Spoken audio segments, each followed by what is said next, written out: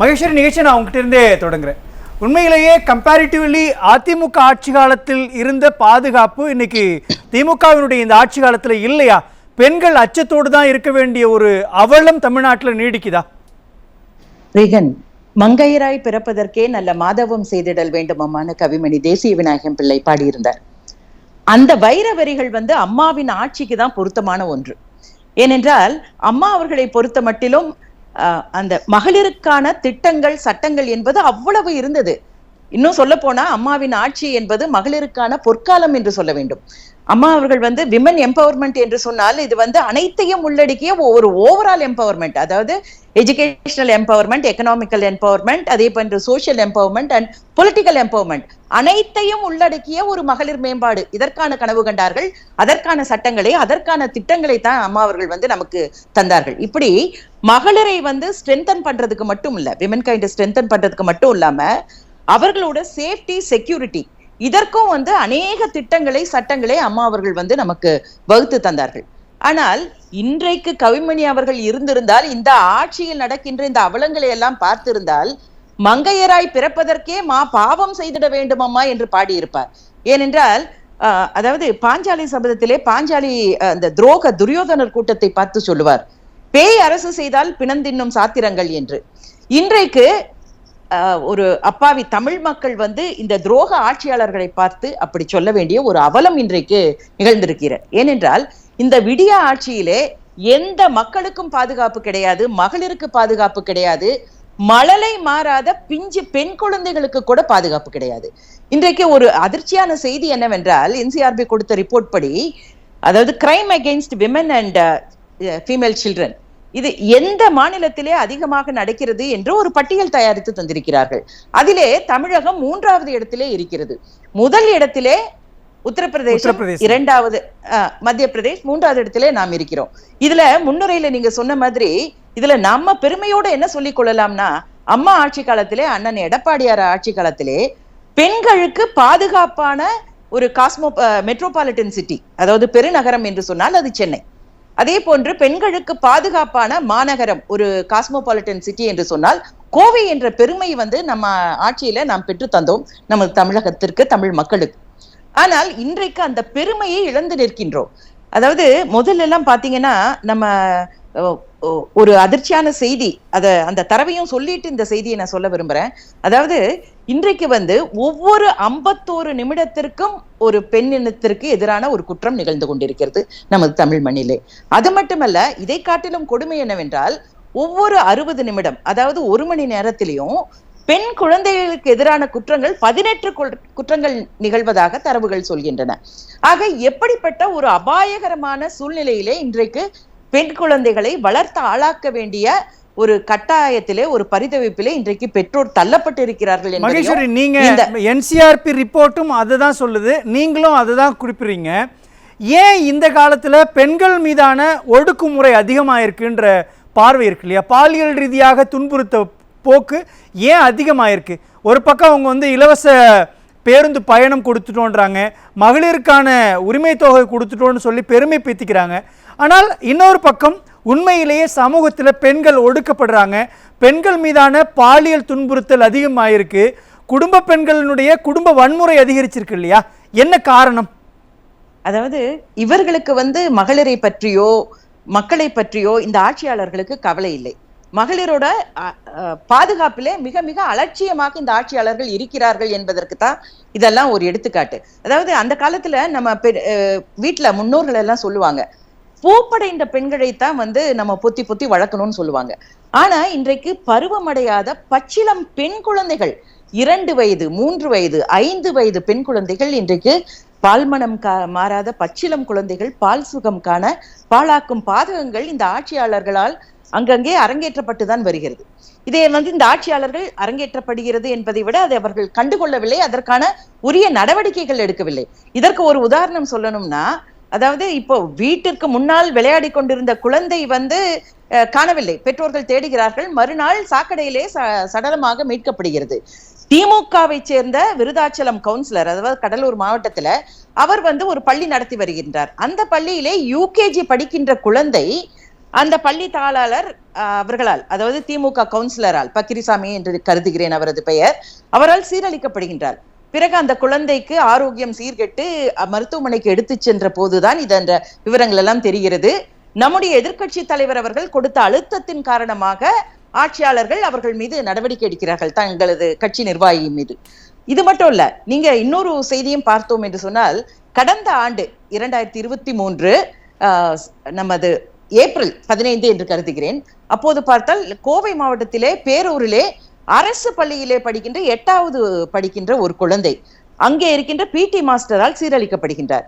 அந்த பெண் தன்னுடைய பெற்றோர்களிடம் இதை பற்றி சொல்லி பெற்றோர்களோடு வந்து ஹெச்எம் ஏஹெச்எம் இவர்களிடமெல்லாம் புகார் கொடுக்கிறார்கள். ஆனால் அவர்கள் இதை கண்டுகொள்ளவில்லை. மாறாக அவர்கள் இன்னும் 4-5 ஆசிரியர்களை சேர்த்து கொண்டு அந்த குற்றச்செயலில் ஈடுபட்டவரை பாதுகாக்க முயற்சிக்கிறார்கள். இவர்களை அச்சுறுத்துகிறார்கள், பயமுறுத்துகிறார்கள். இதை பற்றி போலீசிலே புகார் செய்தால் உன்னுடைய எதிர்கால வாழ்க்கை பாழாகிவிடும் என்றெல்லாம் அச்சுறுத்துகிறார்கள். ஆனால் இவர்கள் அதையும் மீறி இவர்கள் சென்று மகளிர் காவல் நிலையத்திலே புகார் செய்து, பிறகு நம்முடைய எதிர்க்கட்சி தலைவர் அவர்கள் சட்டமன்றத்திலே அதே போன்று கடந்த உள்ளாட்சித்துறை அமைச்சர் எங்களுடைய கோவையின் காவலராக இருக்கின்ற SP வேலுமணி அவர்கள் எடுத்துக்கொண்ட முயற்சியின் காரணமாக அவர்கள் மீது நடவடிக்கை பாய்கிறது. ஆனால் இதிலே இன்னும் கொடுமையான விஷயம் என்னவென்றால், அந்த குற்றவாளியை, அந்த பாதகனை பாதுகாத்த அந்த ஹெச்எம் ஏஹெச்எம் இன்னும் ஆசிரியர்கள் இவர்கள் மீது இன்றளவும் எந்த நடவடிக்கையும் எடுக்கவில்லை. அந்த பெண் குழந்தை இன்னும் அதே பள்ளியிலே இன்றைக்கும் 9வது நீங்க சொல்லக்கூடிய இவ்வளவு தகவல்களை கேட்டு உள்ளபடியே உண்மையிலே ஒரு அதிர்ச்சியா தான் இருக்குது மகேஸ்வரி. ஏன் இவ்வளவு சம்பவங்கள் தொடர்ச்சியா நடந்துகிட்டே இருக்குது? திமுக எந்த விதமான நடவடிக்கைகளை நோக்கி நகர முடியல? ஏன் திமுகவுடைய கைகள் கட்டப்பட்டிருக்குது? யார் கட்டியிருக்கிறது? இல்ல, காவல்துறையும் சரி, கல்வித்துறையும் சரி இதன் மீது எந்த அக்கறையும் காட்டவில்லை. ஏனென்றால் பள்ளி மாணவர்களை பாதுகாக்க வேண்டும், மாணவிகளுக்கு பாதுகாப்பு தர வேண்டும் என்கின்ற எண்ணம் அவர்களுக்கு இல்லை. இருந்திருந்தால் அவர்கள் மீது நடவடிக்கை எடுத்திருப்பார்கள். இப்போது அந்த பள்ளியிலே படிக்கின்ற மற்ற மாணவர்களுடைய நிலையை, மனநிலையை எடுத்து பாருங்கள். எப்படிப்பட்ட அச்சத்தோடு அந்த குழந்தைகளுடைய பெற்றோர்கள் அந்த குழந்தைகளை அந்த பள்ளிக்கு அனுப்புவார்கள் என்பதை நாம் இந்த அரசு சிந்தித்து பார்க்க வேண்டாமா? அது மட்டும் இல்லை, இப்போது கடந்த வாரம் கூட நம்முடைய கழக பொதுச் செயலாளர் அவர்கள் ஒரு கண்டன அறிக்கை வெளியிட்டிருந்தார்கள். திருப்பூர் மாவட்டம் உடுமலைப்பேட்டையிலே 13 வயது பெண் குழந்தை, 17 வயது பெண் குழந்தை கேங்ரேப் செய்யப்படுகின்றார், கூட்டு பாலியல் பலாத்காரம். அதிலே 9 பேர்கள் கொண்ட குழு. இதிலே அதிர்ச்சி என்னவென்றால் 3 பேர் ஜுவனைல்ஸ் என்று சொல்லப்படுகின்ற சிறார்கள், அவர்களும் இந்த குற்றத்திலே ஈடுபட்டிருக்கிறார்கள். அந்த குழந்தை கர்ப்பமடைந்த காரணத்தினால் இந்த உண்மை வெளியே வருகிறது. ஆக இப்படிப்பட்ட கொடூரங்கள் இன்னும் பல நடந்து, இது போன்ற குற்றங்களை எல்லாம் இந்த ஆட்சியாளர்கள் கண்டுகொள்ளவில்லை, இதற்கெல்லாம் உரிய நடவடிக்கை எடுக்கவில்லை. அதன் காரணமாகத்தான் இன்றைக்கு என்ன நேர்ந்திருக்கிறது? NIA ஒரு பெரிய குற்றத்தை கண்டுபிடித்திருக்கிறது. அதை கூட இந்த ஆட்சியாளர்கள் கண்டுபிடிக்கவில்லை. இன்றைக்கு சென்னையிலே ஒரு பாலியல் தரகர், அந்த கருக்கா வினோத் என்று சொல்லப்படுகின்ற ஆளுநர் மாளிகையிலே பெட்ரோல் குண்டு வீசியவரை, அவர் மீது புலன் விசாரணை நடத்துகிறது NIA. அதிலே ஒரு பெண் பாலியல் தொழில் செய்கின்ற ஒரு புரோக்கரை அவர்கள் அடையாளம் காண்கிறார்கள். அந்த பெண்ணானவள் தன்னுடைய மகளோடு படிக்கின்ற குழந்தைகளை எல்லாம் அவர்களுடைய வறுமையை பயன்படுத்தி அவர்களுக்கு மாத வருமானம் 25,000 50,000 எல்லாம் தருகிறேன் என்கின்ற ஆசை வார்த்தைகள் எல்லாம் சொல்லி, அவர்களுக்கு அழகுக்கலை பயிற்சி தருகிறோம் என்று சொல்லி, அவர்களுக்கு ஆட்டம், அதாவது டான்ஸ் எல்லாம் சொல்லி தருகிறோம் என்றெல்லாம் சொல்லி அவர்களை எல்லாம் மயக்கி அவர்களை வற்புறுத்தி, they were physically and mentally forced to indulge in prostitution. இது எவ்வளவு ஒரு கொடுமையான செய்தி என்பதை பார்க்க வேண்டும். ஆக இதை கூட இந்த ஆட்சியாளர்கள் கண்டுகொள்ளவில்லை. இல்ல, எனக்கு நீங்க சொல்ற தகவலை பார்த்தா தமிழ்நாட்டுல என்ன நடக்குதுன்னே புரியல. ஒரு பக்கம் ஜாபர் சாதிக் மாதிரியான நபர்கள் போதை மருந்துகளை கடத்துறாங்க, இன்னொரு பக்கம் தீவட்டிப்பட்டியான இடங்கள்ல கலவரங்கள் வெடிக்குது, இன்னொரு பக்கம் பெண்கள் மீதான ஒடுக்குமுறை அதிகரிக்குது. அப்படின்னா தமிழ்நாடு என்னவா இருக்குது? தமிழ்நாட்டு சட்டம் ஒழுங்கு பாதிக்கப்பட்டிருக்குதா? என்ன ஆட்சி தான் நடந்துட்டு இருக்குது மகேஸ்வரிங்க? சட்டம் ஒழுங்கு என்பதே இல்லை. சட்டத்தின் ஆட்சி, நீதியின் ஆட்சி என்பதெல்லாம் அம்மாவின் ஆட்சி காலத்தில் இருந்தது. ஆனால் இப்போது சட்டம் ஒழுங்கு என்பது சந்தி சிரிக்கின்ற நிலையிலே சீர்கட்டு நிற்கிறது, சீரழிந்து போயிருக்கிறது. சட்டம் ஒழுங்கே என்பதே கிடையாது. இந்த ஆட்சியாளர்கள் அதை பற்றி கவலைப்படாமல் கொடைக்கானலும், தந்தை கொடைக்கானலே சுற்றுலா செல்கிறார், மகன் இங்கிலாந்திற்கு இன்ப சுற்றுலா செல்கிறார். இவர்களுக்கு அடுத்து எப்படி தங்களுடைய இளவரசரை பட்டத்து இளவரசராக ஆக்க வேண்டும், துணை முதலமைச்சராக ஆக்க வேண்டும், யாரையெல்லாம் மந்திரி சபைக்கு கொண்டு வர வேண்டும், இவர்களையெல்லாம் காப்பாற்ற வேண்டும், இதிலேதான் இவர்களுடைய எண்ணம் இருக்கிறதே ஒழிய மக்களுக்கு, மகளிருக்கு, குழந்தைகளுக்கு, பெண் குழந்தைகளுக்கு எப்படி பாதுகாப்பு கொடுக்க வேண்டும் என்பதெல்லாம் இல்ல. பேசலாம் மகேஸ்வரி. நான் முதல் சுற்று பார்வையா நான் உங்க கருத்தை எடுத்துக்கிறேன். மீண்டும் நான் வரேன் உங்ககிட்ட. மகேஸ்வரி, உங்களுடைய இறுதி கருத்து மிகச் சுருக்கமா. வழக்கறிஞர் மோகன் அவர்கள் 2-3 குற்றச்சாட்டுகளை வைத்தார்.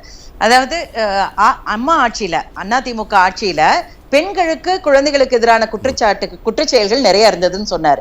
அது தவறான செய்தி.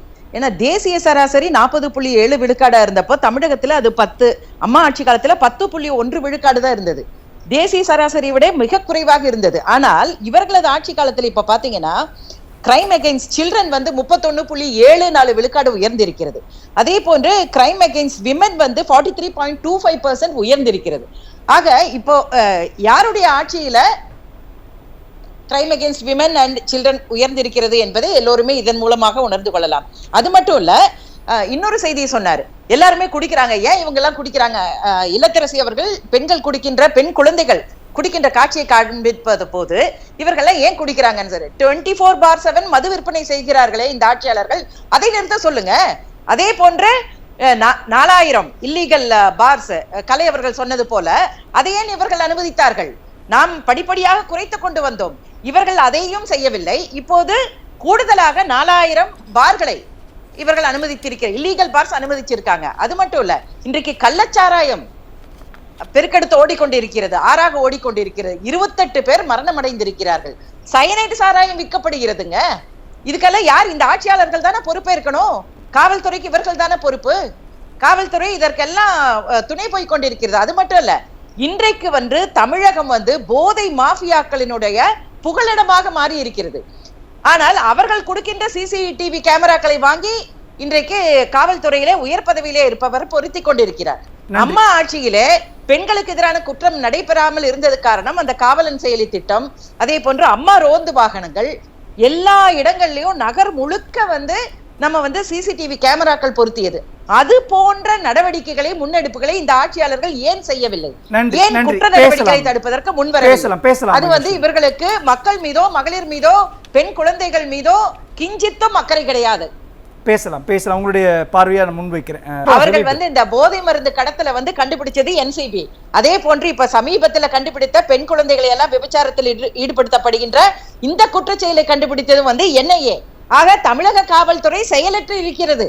செயலற்ற அரசு தவறான குற்றச்செயலை கண்டுபிடிச்சா கூட அவங்க நடவடிக்கை எடுக்காங்க.